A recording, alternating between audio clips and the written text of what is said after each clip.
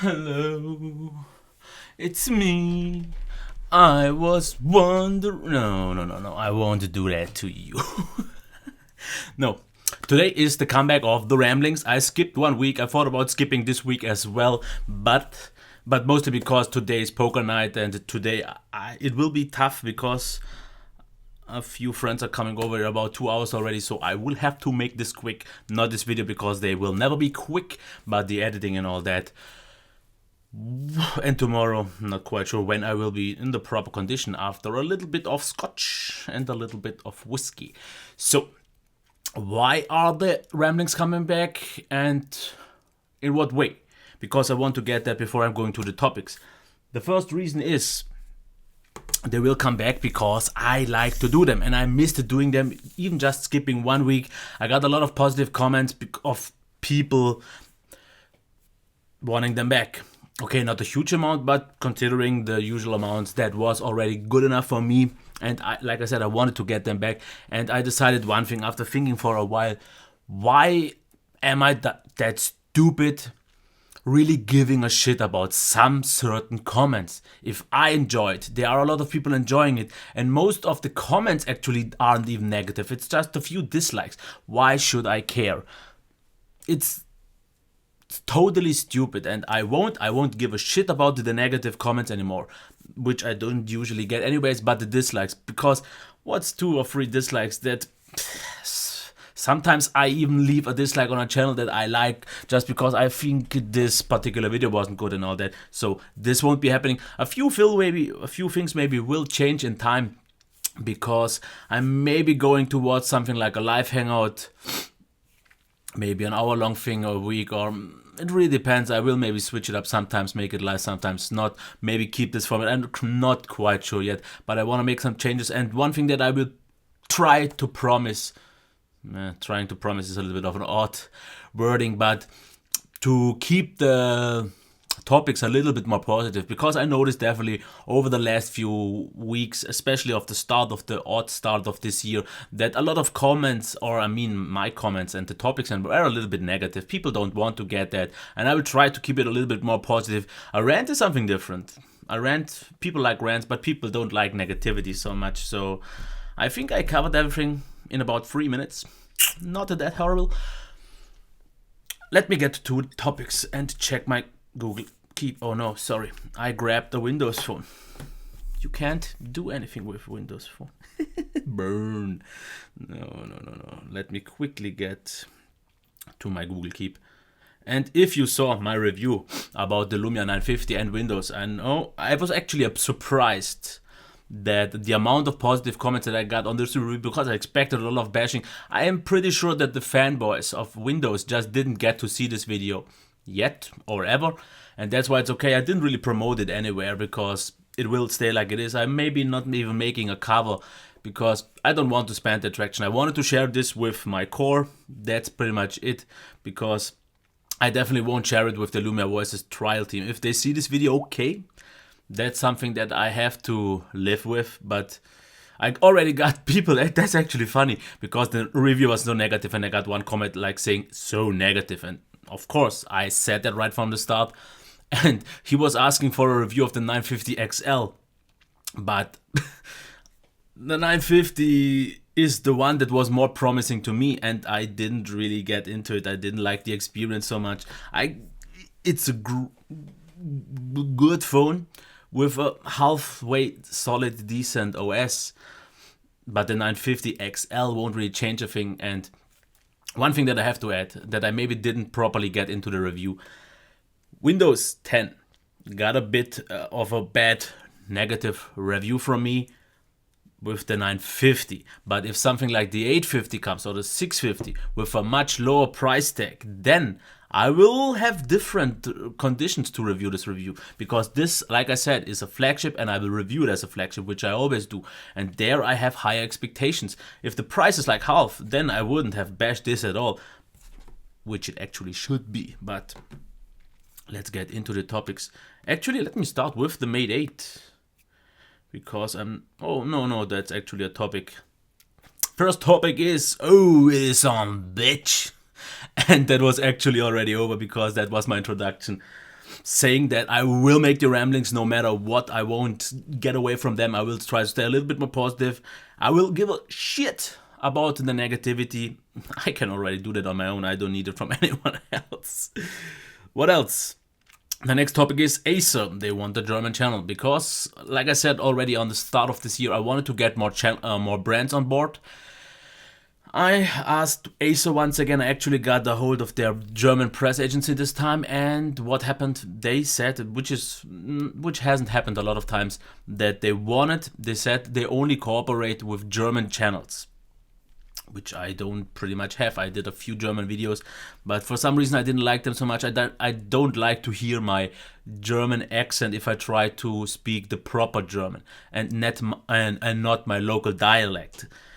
I'm thinking about making or starting a German channel, but with 2.5 years already late since I started YouTube, this will be hard to get. And I asked him, if I make a German channel, when will I be able to ask them once again? They said, well, once you're in the 5-figure subs, so this means 10,000 plus.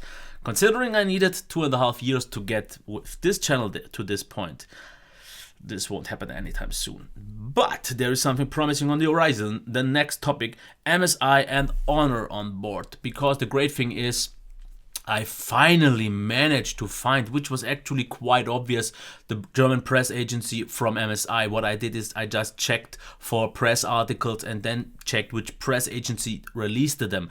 That's how I found them. I contacted them and actually got a positive reply. He said he would answer MSI, and if I wanted to actually maybe review also PC components or just notebooks. I said for now just PC laptops, because I'm just not quite there to properly review any graphics cards or mainboards, because therefore I would need a separate destination, because I just can't take apart my PC, make the video and then edit it, because then the PC wouldn't properly work. And so, but in the future, if I maybe get a few more PC component brands on board, I could make a test bench, and I would really love to get there, because I wanna get onto the PC segment a little bit as well, because that's something I was interested from the start of, but that is a little bit hard to get in, especially if you're not making local content, the German content, because of English content.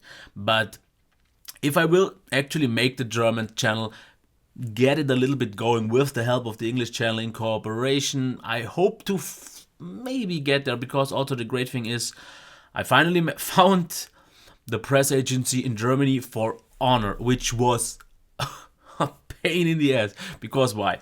I am already in contact with Huawei, their German press agency, but they told me no, in Germany they are split. Honor has their press agency and Huawei has their press agency, but they don't know the German press agency from Honor. So they couldn't help me.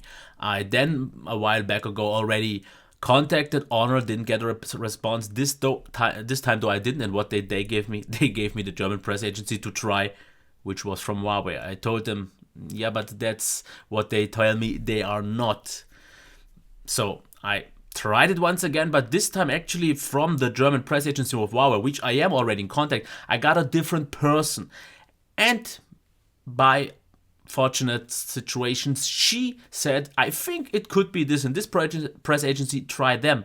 I did, got a positive response again, and I should get the Honor 7 maybe quite soon. I'm not quite sure yet. Of course, I will have to build up the relation, of course, also with MSI to get there, and maybe a little bit of a new device, even though the two ones from MSI that I got are actually quite recent released laptops, which is cool. But the Honor 7 sounds like a promising device to me, because it's already out on the market for over half a year, but it has the same components as the Mate S with a 5.2 inch form factor, and I loved me some Mate S, and that's why I'm pretty excited to get that. The next topic would be, watch out for Huawei. Mostly because of two things. I am a big fan of them, because I'm pretty sure ever since this Nexus 60P, a lot of people are having Huawei on the radar, but I already had them on my radar before that. Two things though that made a huge impact for me, why I want them to succeed and why I think they will succeed. Maybe they will need a little bit of time for one thing that is on my list, but the other thing is what I personally absolutely love about Huawei devices, and that is display calibration. For some reason, they managed to make a device display seem super sharp and amazingly calibrated with really vibrant, vivid colors, with the great color saturation, and they offer temperature control with a slider, because I want my displays a little bit colder than the typical situation, even a lot more in some cases than, for example, like on an AMOLED display. With these devices I get it, and for example this display here on the Mate 8 that I got yesterday, which I will talk a little bit as well, 1080p on 6 inches, and still every reviewer says, oh, no, it's not 1440p. This display can easily hold up with a 1080p. It's super sharp, it's big, the colors are spot on. And that's one of the great things that I love about this displays, and that's why I'm actually super excited about the P9, because I think if it's something similar like that, just in a smaller form factor, this will be ballers. The next thing though is software optimization or improved software, because just especially the one review that a little bit annoys me and kind of pisses me off is the review from Android Central, because they say perfect hardware, the only issue is the software. And I think if I get the time, I will make a dedicated software video just for this, because now here with EMUI, I think 4.0 on Android Marshmallow, they pretty much got rid of all the things that I had a complaint about. Okay, for some reason double tap to wake seems to be missing, but that's not the issue. But they finally fixed the quick settings. I can finally get rid of the ones that I don't want to see. There are a few less things as I see, but that's okay.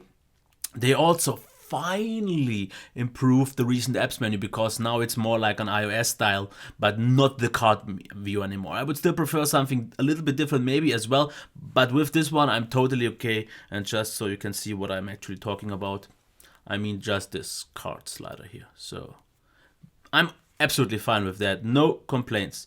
It's maybe not my first choice and what I would like to have seen, because there was a long press on the recent apps button to switch to the last app, which now, as back then already, also triggers dual screen, but you had an option to get that disabled, which I didn't see yet. I have to check for that once again. So okay, the next things that I want to talk about are the upcoming Snapdragon 820 phones, and here I will be talking about the M10, the S7 and the G5. So let's start with, for me right now, the least promising or least exciting one, but still very excited, but I think just this won't be the one for me, and that is the S7. Just for personal reasons, because we will get a burner display, we will get a great performance. I hope they manage the RAM management this time a little bit better, but I don't really doubt about it. The performance will be overall quite good, I think, because I was actually really happy already and satisfied with the S6 Edge Plus and all that. But camera, baller. 5.1 inches, that is something that I'm really looking forward to. But if they don't fix, I think, at least two things for me, it's just not enough of a compromise for me to still use it, and that is side bezel gestures, because on the sides I just can't make the swipe up and swipe down and double tap to use Smart Task Launcher. That is, for me, for most of the people it won't be anything they will ever notice, but for me that's the crucial, the basic way how I navigate my device, because these are the most used things that I do. Swiping up is my Twitter, swiping down is my browser, double tap is like a mini launcher for all my apps, and all these things are just so burned into my behavior, and on every phone that I can't get these to work, I have a hard time really liking it. Something actually that Huawei kills it, because I think they have the most responsive screens I've ever seen. Gestures work better than ever, and this even beats the Z5 or Z3 respectively, because the Z3 for me was up to this point the most responsive screen. This one kills it. That's the one thing, and the home button is something that I just don't like. If it would have been something like on the HTC, where it would have been flat, within a little bit recessed actually, I would have been okay, because I still also use gestures on the bottom, and here the buttons are a little bit in the way for me. So that's just a personal thing. Otherwise, I think the battery will be a lot better this time, and the overall package will be really amazing. And TouchWiz, no issue for me. I really like TouchWiz, and I actually prefer it over many UIs these days. And that brings me to the second most or least appealing device, and it would be the G5. Why the G5 on place 2? For one reason, no, not for one, for a few reasons actually. The main reason is it's a 5.3 incher, so if they don't make it super compact, it's already a little tiny little bit above what I want from a phone, because my limit is 5.2, and me loves some 5.1 inch or 5 inch, because I've used a few over the last few months or weeks, and I slightly even prefer 5.1 inches to 5.2, because I noticed 5.2 just stretches what I exactly want as the perfect sweet spot. So 5.1, 5.0, perfect. 5.3, if they don't get the bezels small enough, that's it. But that's not the main thing. The main thing, not main thing, but one of the things is the power button, because it will be, I'm pretty sure that it will be the fingerprint unlock on the back. And we didn't see a power button on all those leaks yet so far. Just the one on the back. If I would have some on the sides, it would have been okay. If they include the double tap to wake, I will get that and just disable the fingerprint reader, because the fingerprint reader on the back for me is something I will just deactivate. And if I have, like on the Huawei, a side button, power button, that's totally fine. I just ignore that it is there, then it's fine. But if that's the only option for me to turn on the device, that's something I don't want. The volume rock on the side on the G5 seems good. Overall design seems fine. Not the biggest fan that they seem to make the battery smaller from 3000 mAh to 2800 mAh. That is something that I wished wouldn't happen, but maybe it won't. But I am pretty sure that leaks these days are so accurate, so this will happen. And even though the battery life will be good, it would have been better with 3000, and that's a bummer. Now, here, for some reason, and I will explain why, the HTC One M10 seems to be my favorite phone I'm looking forward to this year. First of all, QHD AMOLED display, because LG won't offer an AMOLED display. The Samsung will, and I think the better one. But I want an AMOLED. I said this already on a few videos. I want an AMOLED display, and with the M10, we should get that. Also, if you saw the newest leaks, the button layout seems very, very similar to the A9, which for me is perfecto. They just have to maybe slightly change the resistance here, because if I get the power button placement and volume rocker placement and behavior of the Huawei devices, because this for me, perfect position, slightly above the volume rocker is great if it's a little bit easier to press like it is on the Huawei devices. On the A9 it was a little bit harder to press, because what I like to do it on the Huawei device, use it to switch between my tabs in naked browser. But still, if it's anything like on the A9, which it looks like to be on the M10, perfect. They also offer gestures to turn on the screen, which is 5.1 inches. It looks really nice. Finally got rid of the HTC bar that I didn't really bother about on the A9. And we have the fingerprint reader on the front. And that is for me a really good position. I think my personal preference was on the Sony devices on the side, which for me worked perfectly, great position, and it did work for me accurate. But on the bottom was on the A9 well. And what else? No boom sound, but I hope to get at least a solid sound. Something like on the Huawei devices would be satisfying enough for me, just not as bad as on the A9, because that was and not something like this. But it will be on the bottom, pretty sure of that, because the leaks intend that. I just want it loud enough. The sound doesn't have to be that great. Of course, I would have preferred boom sound on the front, but if they just manage it to make it loud, I'm already happy with that. And then this is the great package, because Marshmallow on Sense was a great experience, because it was very minimalistic, had a theming engine, a few minor additions, and that already is good. And since it's an HTC device that usually has quite some solid custom ROM support, this pretty much seals all the deals for me. I get a great feeling device like I had on the A9. I hope to get a solid sound, great performance, because the A9 already was performing killer. The A20 should be just better. Battery life I hope to be better though. I hope the A20 really manages, and if they don't put a battery in too small, so 2800 should be the minimum, but I would really wish for please HTC, 3000, give me 3000. Don't want more, but that would be the minimum. Also the QHD screen, great software with good updates, even though I don't care if I get my proper custom ROM support, and then I have everything covered. Of course, everyone said, yeah, but HTC has a shitty camera. I don't care. And actually, I found the one on the A9 to be really good. And I've noticed that I moved a lot with my hands this video. I'm not quite sure, because I usually tend to do the ramblings on the other set.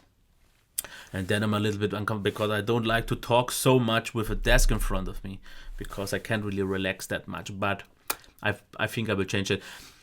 A little update. One thing I'm thinking about is upgrading my second camera, or actually my first camera right now, because maybe if you saw the Lumia review, you noticed that this view right now is better already, or again, because what I did usually on the dual cam reviews was using my old cam to film me, the one above me, the better one, to film the device, so that the device is always sharp and the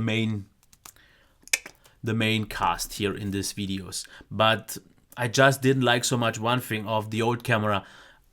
For some reason my face seemed a little bit blurry. The background here, especially the headphones and the microphone here in the front, were sharper than me, and this is something that I didn't like. On this camera it works out, but what I want is to get maybe the Panasonic G7 to film me, and then with the G7, since it's a mirrorless camera, I would also have some little bit of blur in the background, which makes me stand out a little bit better contrast. I think the movement looks better on all those cameras. It will be sharper in general, should pick up more light, because I still have some issues with some certain lighting here, especially my baldy face, my baldy head sometimes picks up all the light and makes some glare. And then I would use this camera again to shoot the devices, and this for me would be the perfect combination for my dual cameras. Me being sharp, being in focus, being smooth, great lighting, and the camcorder for devices, because I still prefer a camcorder to show off devices, because of the great autofocus and really nice movement, and it always seems it's easier to handle, and I really like this one for devices.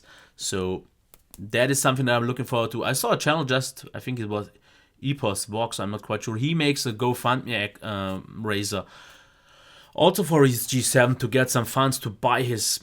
I would like to do this as well, because revenue has dropped about, like someone actually said, almost 50% this month, which but it's not about revenue. I have the money, but I rather wouldn't spend it, of course. But I'm not expecting you to give me something. It would be nice, and you could always use the PayPal donation link if you want to help me get it earlier, because right now I'm looking at the used one. I don't really want to spend out, because the G7 version with the lens that I want, and maybe the kit lens, because that should be maybe more versatile and overall, would cost about roughly 800. If I go without, maybe 700. Oh no, actually then it's with both lenses it's almost 900. Just without it's close to 700 euros. And that is something that I really don't want to do yet, but I want the camera as fast as possible. But I will try to check for used ones if I can get a good deal for them, but this could take a while. So donations would be appreciated, but I definitely don't want to ask for some. No, that's not my style, because I will try to cover that up with the revenue. With the low revenue, it will take like half a year to get all the money together, but I will just make that up front. And I wanted to actually start to use the revenue this year to buy devices, but this throws me back half a year again.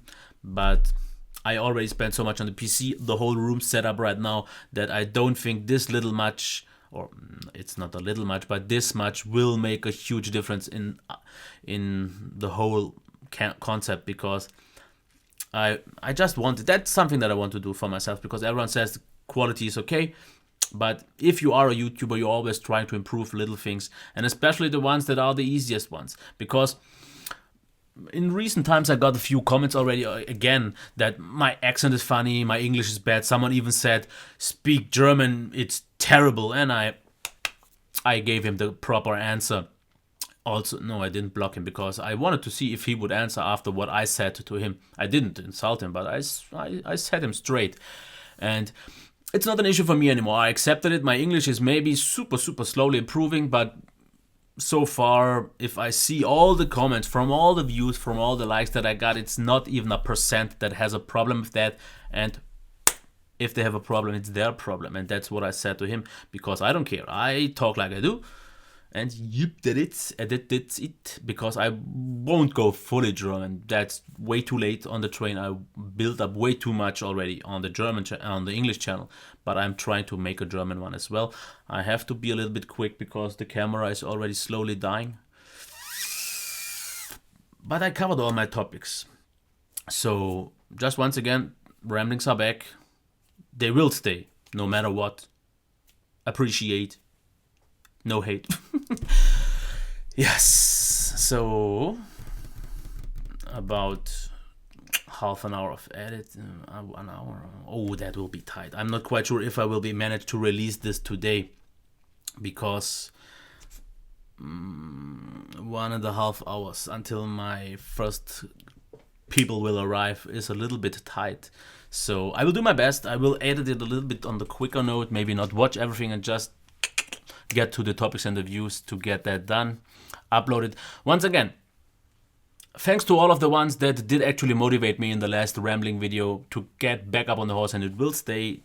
Thanks for that. It did motivate me enough.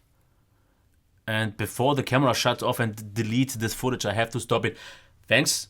Bye. Have a nice day, and wish me luck for my poker game, because I need to win. And if I win, I can pay the camera.